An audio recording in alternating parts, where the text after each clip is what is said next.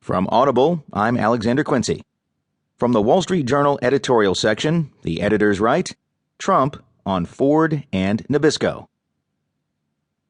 Donald Trump has promised to bring a businessman savvy to the White House, so it would be nice to see evidence that the GOP frontrunner understands decisions made by businesses. To judge by some of his recent remarks, not so much. Consider Nabisco and Ford, two great American corporations that, in Mr. Trump's telling, have been hijacked by banditos from south of the border. Mexico, he has said, took the two companies, citing the move as evidence of why I don't mind trade wars. That's one way of looking at it. Another way is that both companies made rational decisions to move some of their operations to Mexico because the tax and regulatory climate in the U.S. under President Obama has become increasingly hostile to business.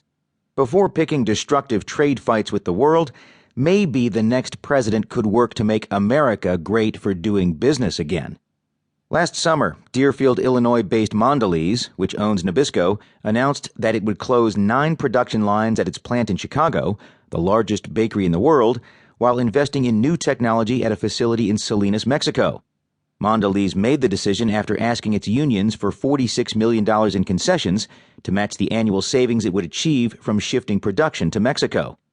The unionized workers at the Chicago plant have been threatening to strike and staged a press conference Wednesday featuring an official from the Bernie Sanders campaign.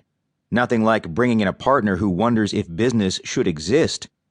Operating in Chicago is particularly expensive since Illinois has among the nation's highest corporate and property taxes, which are soaring to pay for city employee pensions and workers' compensation premiums. Last year, Illinois lost 56 manufacturing jobs per workday, while employment increased in most other Midwest states, including Wisconsin, 18 a day, Indiana, 20, Ohio, 58, and Michigan, 74. As for Ford, Mr. Trump flogged the automaker's $2.5 billion investment in 2 new engine and transmission plants in Mexico. Ford is also planning to build another plant in San Luis Potosí to turn out small cars and hybrids that are needed to meet federal fuel economy standards. Ford and General Motors aim to double production in Mexico by 2018.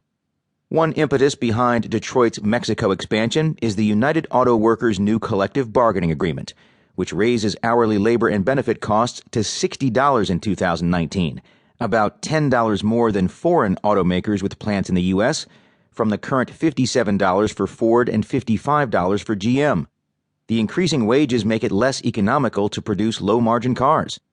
Foreign car manufacturers, including BMW, Honda, Volkswagen, Kia, Nissan, and Mazda, have also recently announced new investments in Mexico. Besides lower labor costs, one reason they give is Mexico's free trade agreements, which allow access to 60% of world markets. Mexico has 10 free trade agreements with 45 countries, including Japan and the European Union, whereas the U.S. has only 14 deals with 20 countries. That's an argument for the U.S. to have more trade agreements, not tear up those we have. Meantime, the formula for making the U.S. economy great again remains unchanged. Lower corporate and marginal tax rates, pension and entitlement reform, right to work, the repeal of Obamacare. Mr. Trump even says he believes in some of this. Maybe he should talk about it.